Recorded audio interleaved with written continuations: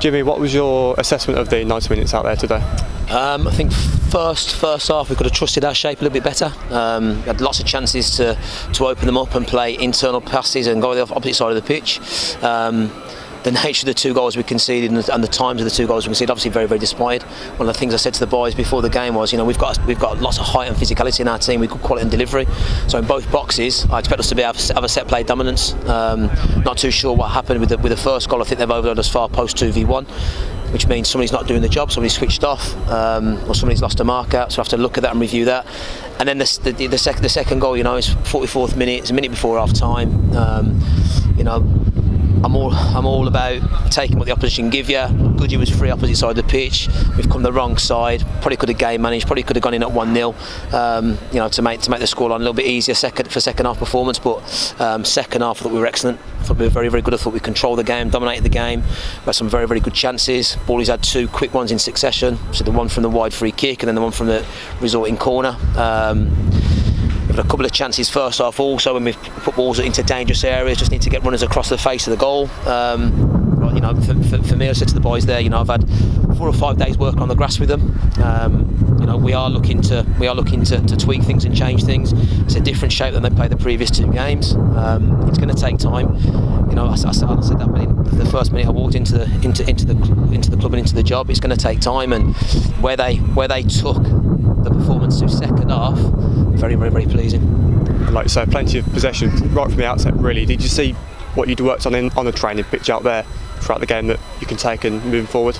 Yeah. I think more so second half. We had a greater control, and I'm not a coach who wants to possess the ball for possession's sake. It's with a purpose. So if we're playing back and we're playing squares, because we can't play forwards, and I thought they did that second half very, very well. I thought they circulated the ball across the pitch, moved the ball with a purpose, and we exploited space opposite side. First half, I thought we disappointed with our shape, with our positional play, and I think that made it a little bit easy for them to try and jump on us and stifle us. But second half, I have to say, I thought we were excellent. The conditions were difficult today as well. I think we've restricted them more than they've restricted us in terms of final third entries and opportunities to create and score goals. So we have got in that territory. We need a little bit more quality and a little bit brighter, a little bit more tempo around that area of the pitch. But you're dead right. The timing of the second goal kills you.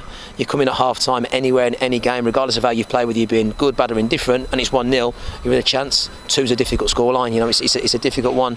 And it was we spoke there about the getting the first goal and trying to score early, and it would have made all the difference, but wasn't to be. I'm frustrated. I'm disappointed, like I always am when we lose games. I said to the players in there, what we've got to do now, we've got to part that. We've had four, as I said, 4 or 5 sessions, to tweak things and to change things, and looking at where we're going. We've got another 4 or 5 before next week's game, and if we play like that and we're that dominant, we'll win more games than we lose. You managed to get a deal for Nick over the line yesterday. Were you pleased with his cameo there and plenty of positive signs? Yeah, I was. Yeah. He's a bright offensive player, Nick. He can play between the lines. He can play anywhere in a front 3. He's got a directness. He's got a want to play 1v1. I think it's one of his first actions. He's got a cross and we got across the face of the goal. I think we score. So yeah, he's a player that I've worked with for a number of years. I've known Nick when he came into the academy at West Brom when he was 9 years old. So I've known him for a long, long time. I know what his qualities are, and I thought he had an impact. Like all subs after, when they come on the pitch, they're not subs in my eyes. They're impact players. They've got to come on and make an impact. And now, full week ahead of Dover, and looking forward to finally getting your first home game underway. Yes, yeah, absolutely. The next 4 days, the next 4 working days are going to be essential for us, for our growth in how we're going to play and how we're going to, progress our development on the pitch. So, looking forward to a full week's training again under our belts, and most definitely looking forward to a home fixture.